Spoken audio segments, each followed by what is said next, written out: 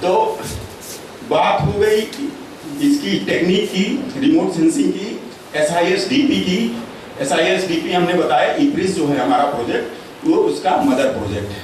अभी इसमें जो देख रहे हैं आप लोग, नेचुरल रिसोर्स इंफॉर्मेशन सिस्टम, ये SISDP से पहले एक प्रोजेक्ट था जिसमें हम लोगों ने जो इंफॉर्मेशन किस तरीके से सैटेलाइट इमेज से हम लोग कैप्चर करते हैं वो इसमें दिखाया गया है। जो थीमेटिक लेयर है हमारी, थीमेटिक लेयर में सबसे पहले पीछे सैटेलाइट इमेज है, ठीक है। सबसे पहले जो आप पीछे देख रहे हैं, सबसे देखिए वो उसमें एक सैटेलाइट इमेज है। उस सैटेलाइट इमेज के बाद लैंड यूज मैप है, मतलब जो हमारा भूमि का उपयोग है पूरे प्रदेश का, या ये कह लीजिए इटावा जिले का, किस तरीके से भूमि का उपयोग हो रहा है। भूमि उपयोग समझते होंगे आप लोग कि कितना हमारा रिवाइंस है, कितना एग्रीकल्चर में हम लोग यूज कर रहे हैं, कितना हम जो है फॉरेस्ट है हमारा, रोड कैसी है, रिवर कैसी है, और वेस्टलैंड हमारे कितने हैं, और जो सेटलमेंट्स हैं वो कितने हैं, है ना। ये लैंड यूज हो गया एक तरीके से। उसके बाद रोड मैप्स का एक वो लगा, रोड हम लोग जिससे चलते हैं किसी भी प्रदेश या किसी भी देश या किसी भी जिले की जो है धमनियां होती हैं, जैसे आदमी या मानव के शरीर में रक्त संचार करने वाली वाहिनियां होती हैं, उनके बिना मानव जीवित नहीं रह सकता। उसी तरह ये सड़कें जो है हमारी, ये क्या है, ये एक तरीके से रीढ़ है, ये धमनियां है ना, किसी भी जिले की या किसी भी प्रदेश की या किसी भी जो है देश की। तो उनकी अगर हमें मालूम है उनकी कंडीशन कैसी है, उनकी हमें उनकी डिटेल मालूम है, तो हम उसको आगे जब प्लानिंग करेंगे कि कौन सी रोड को क्या आगे चौड़ा किया जाना है या उसको डेवलप किया जाना है या किस तरीके से उसको और आगे बढ़ाना है, वो हम आसानी से कर सकेंगे। उसके बाद है हमारा ड्रेनेज मैप। ड्रेनेज सिस्टम जो होता है, जो नदी है, नाले हैं, है ना, वो किस तरीके के हैं, उनका पैटर्न किस तरीके का है। मतलब जब हम बरसात में देखते हैं कहीं कहीं जल भराव हो जाता है, अगर हमें ड्रेनेज पैटर्न पता है तो हम बेटर प्लानिंग कर सकते हैं जल निकासी की। नालियां बनती हैं, प्लानिंग होती है, लेकिन हालात वही 3 के 5 की जो है, पानी भरना ही भरना है ना। और अभी देखिए गर्मी का टाइम चल रहा है और शहरों में कई जगह बाढ़ आई हुई है, नालियां उल्टा फ्लो कर रही हैं, सीवेज मतलब जो सिस्टम है हमारा वो सही नहीं है। तो अगर हमें ड्रेनेज पैटर्न पता है, ढाल किधर है, स्लोप किस तरीके का है, तो वो हम उसकी प्लानिंग अच्छे तरीके से कर सकते हैं। ये आप लोग जो है, ये देखिए जो स्लाइड इस समय लगी हुई है, देख सकते हैं 22 थीम्स हैं जो ऑलरेडी अवेलेबल हैं। जैसे गूगल अर्थ भूमन में तुलना जैसे करी गई थी, भूमन में इतना थीम्स पड़ा हुआ है। जितनी भी योजना है वाटरशेड अनुसार होती हैं। इस समय प्रेजेंटली हम लोग किस वाटरशेड में है वो जानकारी हमको इसमें से मिल जाती है। हाँ, क्योंकि कौन सा गांव किस वाटरशेड में पड़ रहा है या किस वाटरशेड में कौन सा आंशिक गांव पड़ रहा है उसकी जानकारी मिल जाती है। इसके अलावा रोड, रेल, फॉरेस्ट, इटावा में तो बहुत फॉरेस्ट एरिया है, कई योजनाएं जो हैं, प्रमुख कैनाल हो चाहे इंफ्रास्ट्रक्चर हो, फॉरेस्ट के NOC उसको चाहिए होती है।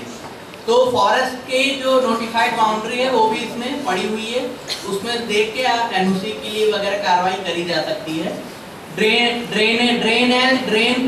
पी, ये भी जो है जो चंद्रशेखर यादव जी अभी बता रहे थे, ड्रेनेज मतलब अगर रेवाइंस में कई स्ट्रीम जो हैं जो सिर्फ रेन में मतलब बारिश के समय ही एक्टिवेट होती है और बाकी समय में सूखी रहती हैं, तो वो भी ड्रेनेज में बनाई गई है। छोटे छोटे अगर वाटरशेड हम लोग को वो करना, जीर्णोद्धार करना होता है तो उसमें इसका काफी यूज होता है। और ये जो आप साइड देख रहे हैं, ये काम लगभग 10 साल पहले एक परियोजना थी NRIS-SDP, तो 10,000 स्केल पे है, वो 50,000 स्केल पे ऑलरेडी करी जा चुकी है। मुझे लगता है कि आप लोग इसको नोट करें और जानकारी अपने जहन में हमेशा रखें। ये सब सूचनाएं उपलब्ध हैं, पूरी तरह फ्रीली उपलब्ध हैं, आप लोग इसका इस्तेमाल कर सकते हैं। नेक्स्ट डेटा है पूरे उत्तर प्रदेश का। लिस्ट 3 जो सब जैसा उनकी सर ने बताया कि इसके 10 साल पहले हम लोगों ने इस पे काम किया था, इसका रेजोल्यूशन थोड़ा कम है।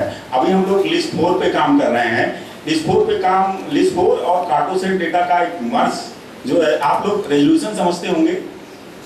आप लोग जो कैमरा यूज कर रहे हैं, मोबाइल यूज कर रहे हैं, उसमें हर कैमरे पे कुछ मेगापिक्सल लिखा होता है, जानते हैं ना।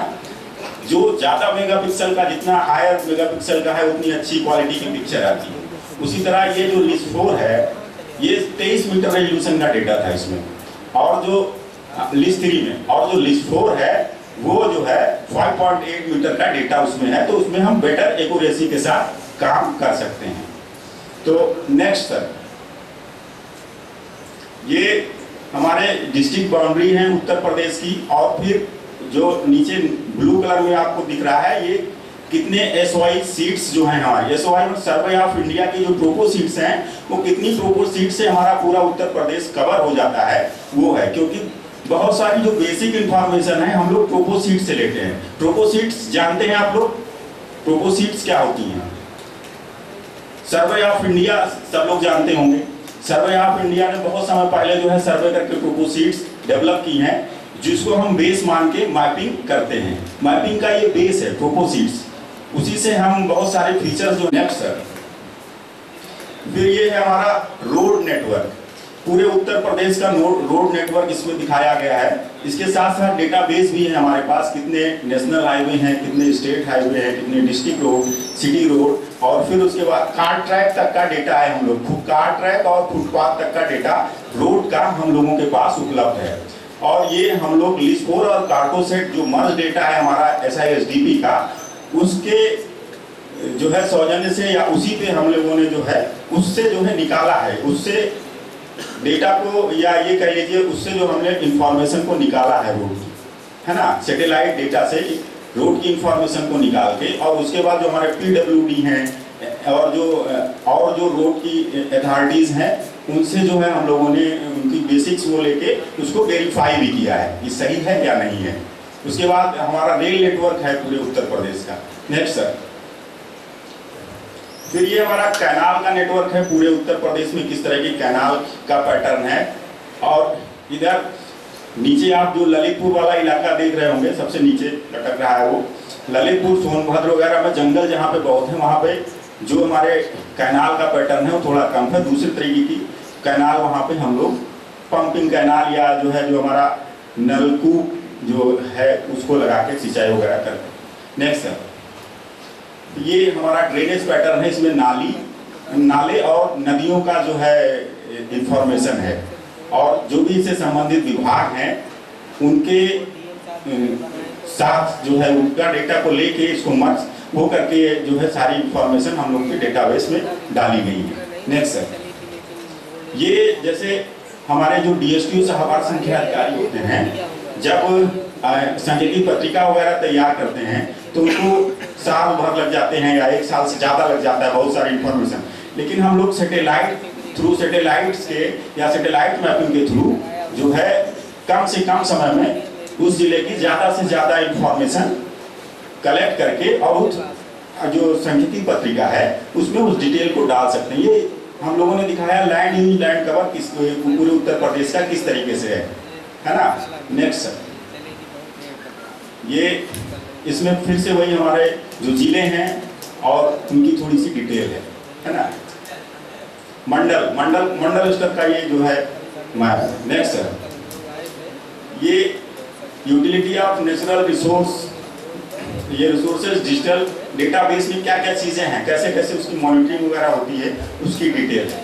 नेक्स्ट सर, ये आगे हम आप लोगों को बताएंगे। जैसे अभी सर हमारे बता रहे थे, यहाँ इटावा का सर ने बताया है, तो मैं चित्रकूट की एक इंटीग्रेटेड स्टडी है कि किस तरीके से एक जिले की इंटीग्रेटेड स्टडी की जाती है हमारे यहाँ हमारे सेंटर में। नेक्स्ट सर, चित्रकूट है सर, सॉरी सर, चित्रकूट है, ये अभी चेंज हुआ है थोड़ा सा, तो पहले इटावा का कर रहे थे सर, तो वो चित्रकूट हमने लगाया है। तो ये सबसे पहले हमने लोकेशन मैप बनाया है। जैसे जो मैप बनते हैं ना, मैप पहले हैंड मैप बनते थे, हैंडमेड मैप बनते थे, तो टोपो सीट को ट्रेस करते थे, ट्रेसिंग पेपर वगैरह से बनाते थे। लेकिन हम लोग अब GIS यूज करने लगे हैं। GIS समझते होंगे आप लोग, GIS ज्योग्राफिकल इंफॉर्मेशन सिस्टम है ना। ये भी रिमोट सेंसिंग का एक पार्ट है। ये समझ लीजिए कि ये दायां हाथ है रिमोट सेंसिंग का, क्योंकि ये एक ऐसा टूल्स है जो सभी विभाग इसको यूज कर सकते हैं। मतलब एक हथौड़ा समझ लीजिए या फावड़ा समझ लीजिए जैसे होता है, तो वो अलग अलग आदमी उससे अलग अलग तरीके से काम करता है ना। जो किसान होगा वो उससे अपन खेत की काम करता है, और जो सफाई कर्मी होता है वो नाली साफ करता है ना। तो उसी तरीके से एक ऐसा टूल्स है जिससे जो अपने संबंधित विभाग का काम उससे कोई भी कर सकता है। तो ठीक है सर, ये जो हमारा लोकेशन मैप था हमने उसमें दिखाया था कि ये चित्रकूट जो है वो यूपी में किस जगह पे है। नेक्स्ट, फिर ये उसकी कौन कौन सी तहसील हैं, तहसील बाउंड्रीज उसमें हैं, फिर उसमें ब्लॉक कौन कौन से आते हैं, और फिर विलेज, क्योंकि हमें विलेज स्तर पे काम करना होता है तो हमें गांव की लोकेशन या गांव की बाउंड्री पता होनी चाहिए, इसलिए हम लोग विलेज मैप बनाते हैं और उसको साथ में भी ले जाते हैं जब फील्ड वगैरह पे जाते हैं। तो नेक्स्ट सर, उसके बाद ये लैंड यूज, लैंड कवर का, जैसे अभी हम बता रहे थे पीछे जो अर्थसंख्यिकी या सांख्यिकी पत्रिका वगैरह छपती है उसमें हम लोग बनाते हैं किस तरीके का लैंड यूज है, कितना हमारा एग्रीकल्चर है, कितना फॉरेस्ट है, कितना वेस्ट लैंड है या सोडिक है, रेवाइंस है, ये सब वो इसमें सारी कैटेगरी हम लोग अलग अलग कलर में शो कर सकते हैं, एक एटलस टाइप का बना सकते हैं। और फिर उसके बाद में ये एक्सेल में भी उसी चीज़ को जो पीछे हमने डायग्राम में दिखाया था उसी चीज़ को हम एक्सेल में भी उसको कन्वर्ट कर सकते हैं। नेक्स्ट, ये हमारा सॉइल का मैप है कि सॉइल किस तरीके की है चित्रकूट में, अलग अलग कैटेगरी हमने 2-3 कैटेगरी में उसको बांटा है, अपने हिसाब से आप उसको डिवाइड कर सकते हैं या बांट सकते हैं। नेक्स्ट सर, फिर ये हमारा जियोमॉर्फोलॉजी है वहाँ की चित्रकूट की, इस तरीके की जो आप जियोमॉर्फोलॉजी का मतलब ये होता है कि ये भू आकृतियाँ एक तरीके से कह लीजिए किस तरीके की हैं, है ना। तो बहुत सारे लोग समझते होंगे इस टर्मिनोलॉजी को, और उसमें अलग अलग कलर कोड करके हमने अलग अलग कैटेगरी बनाई है, करीब 20-25 कैटेगरी में। नेक्स्ट, ये लिथोलॉजी मैप है। लिथोलॉजी भी हम लोग जियोमॉर्फोलॉजी के ही टर्म में जो है उसको यूज करते हैं, साइंटिफिक नाम हैं कुछ उसमें, इसमें भी अलग अलग कैटेगरी से जो है इस तरीके के हम मैप जो है किसी भी जिले का या किसी भी जगह का इस तरीके का थीमेटिक मैप हम प्रिपेयर करके उसकी स्टडी कर सकते हैं। हमारा सेंटर जो काम करता है वो किसी भी जो हमारे लेगेसी डिपार्टमेंट्स हैं, है ना, वो उनके लिए भी हम लोग काम करते हैं और साथ साथ अपना डेटाबेस तो तैयार करते ही हैं हम लोग। नेक्स्ट सर, उसके बाद ये ग्राउंड वाटर, ये प्रोस्पेक्ट मैप है कि कहाँ पे जल की उपलब्धता किस तरीके की है पूरे जिले में, वो उसके भी हमने अलग अलग जो है कैटेगरी बनाई है, कहाँ पे थोड़ा ऊपर मिल जाएगा और कहाँ बहुत नीचे है, किस तरीके का है वो भी जो है इसमें हमने कैटेगराइज किया है। नेक्स्ट, क्योंकि ललितपुर में जो है पानी की बहुत बड़ी समस्या होती है, सूखे उगे की भी समस्या बहुत ज़्यादा है, तो उन्होंने हम लोगों से मांगा था कि सर आप सुटेबल साइट्स दे दीजिए। सुटेबल साइट्स का मतलब ये कि जहाँ पे हम बोरिंग करें और वो पास हो जाए, वहाँ से पानी निकल आए, बोरिंग फेल ना हो। तो उनके लिए ये स्टडी हम लोगों ने की थी कि कहाँ कहाँ पे सुटेबल साइट्स है बोरिंग करने के, जहाँ से पानी निकल सकता है, और वो करीब 95% सही जो है लोकेशन उनको मिली और वो पास भी हुए वहाँ पे जहाँ पे उन्होंने बोरिंग लगाई। ये हमारे कुओं के लोकेशंस है उस जिले के। नेक्स्ट, ये रिवर और ड्रेन्स के मैप हैं उसी जिले के, क्योंकि इन सब का अगर हमें नॉलेज है तभी हम सही आइडिया लगा सकते हैं ये जो बोरिंग वगैरह के कहाँ पे की जाए और किस तरीके से वो सक्सेस होगी। नेक्स्ट सर, ये कैनाल का नेटवर्क है वहाँ का, देखिए बहुत कम कैनाल है, इसी वजह से वहाँ पे जो है जो सिंचाई है वो बोरिंग से होती है। नेक्स्ट सर, ये हमारा वाटर सेट का मैप है ना, उसी जिले का किस तरीके का वाटर सेट बाउंड्री भी हमारे पास होती है, अलग अलग वाटर सेट में हम हर जिले में अलग अलग वाटर सेट कैटेगरी में बांटते हैं, डिवाइड करते हैं। नेक्स्ट सर, जैसे हमने आपको बताया था कि हर जितनी भी प्लानिंग लगभग होती है वाटर सेट के अनुसार